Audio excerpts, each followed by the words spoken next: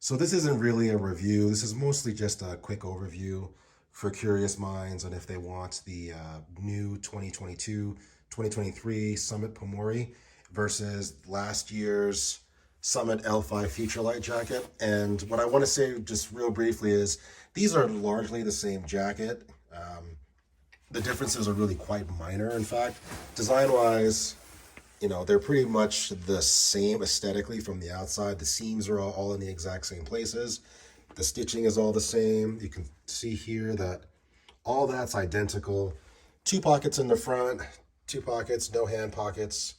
And you have this nice 100 denier Spectra hood, plus these, I believe it's a 7 denier on the body and parts on the back of the jacket. Same here, where you have more pronounced white ripstop material on the hood on the new Pumori version versus, slightly more subtle, but that's probably because it's orange on the prior L5 model. So just to be clear, I got this new version here recently, and the intent was to replace the prior version because I wanted a black jacket, but now upon receiving it, the value prospect is not there. I may as well just keep the orange one. You can see the name there is the Pumori Futurelight jacket, TNF black. Pretty expensive jacket, $650. But it's really, save the money if you can and get the prior year's version. A little bit of difference on branding on the sleeve, where it says full-blown Summit Series on the arm. Here it's just the logo. And on the arm, I did notice the Futurelight name is slightly different on the arm. The way it's embedded, it's got like a rubbery texture feel. And on the previous version, it's a little bit smoother, less rubbery feeling. But you still have on one of these pockets a stuff sack that you can use to stuff the jacket into. It is intended for mountaineering. I use it for skiing, but I in fact never used the stuff sack. Let's see which it is in. Yeah, it's in the same exact location, the stuff sack. It's got the same little elastic storage area in there. The hem has the same single point tension hem cord to cinch in the waist, and you can see here it's the exact same on this jacket. Used to have similar cohesive style, but not quite cohesive adjustments on the collar for hood adjustments, and same thing is located there. Logo looks the same. I think it may be slightly embedded a little bit nicer on the newer version.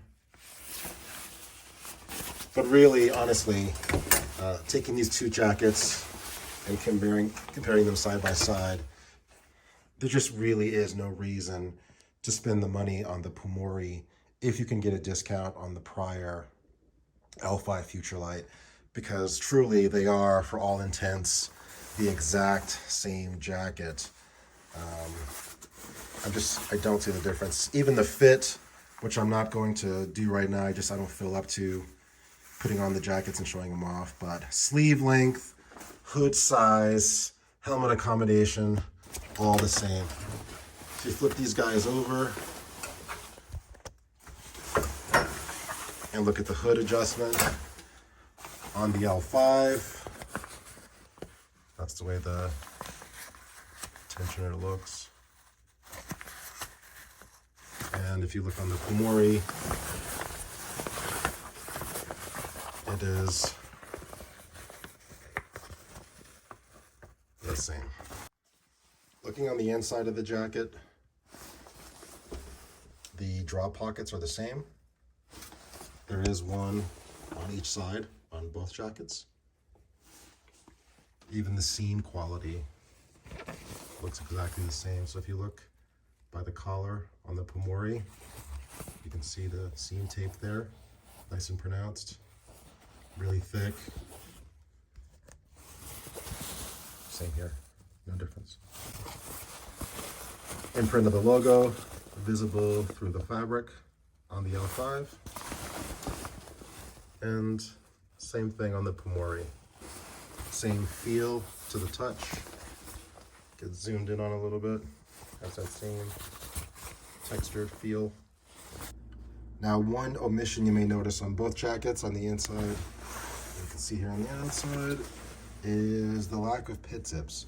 Now, this is Futurelight, and Futurelight is North Face's proprietary Nanospun breathable membrane technology. So what that means is this jacket lets out quite a bit of moisture vapor building up inside the jacket as you overheat, to the point where pit zips may not be needed. Some people think that it's a feature that's still very necessary, but in my experience with this jacket from last season is the jacket breathes well enough where for the most part you really don't need a mechanism for venting outside of what passes through the fabric itself. It is a 3-layer jacket, meaning it has this external face fabric, which is 100D and 70D, and then the inner liner, which I forget what the denier is on that, and then the Futurelight is sandwiched in between. But in my opinion, you won't really miss the pit zips. It is a very breathable membrane technology. Here's a close-up of the Spectra portion on the sleeve, and you can really see that that grid pattern is quite pronounced on the black. I think even if this orange jacket were not orange, something about that prior iteration just isn't as striking, even if we get in pretty close for a near macro shot. It's quite dramatic here, and maybe even, I don't know, it's hard to tell, but it's very visible. If you look at the gauge on the collar flap perforations, even that's identical. Let's see here, looking through the venting. And this venting system really does help keep the collar nice and high, but also ventilating where your goggles don't fog up when you're skiing. You can see a protective fleecy flap here on the inside, which again is also present on both jackets.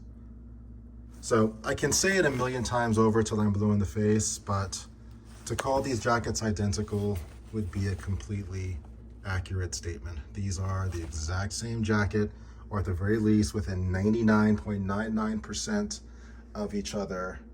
And if you can score one for cheaper, get the cheaper one. Don't pay maximum price for the exact same jacket from a prior season, just with a different name. The name Pumori is just literally a branding exercise, more so than an actual upgrade or evolution of the design.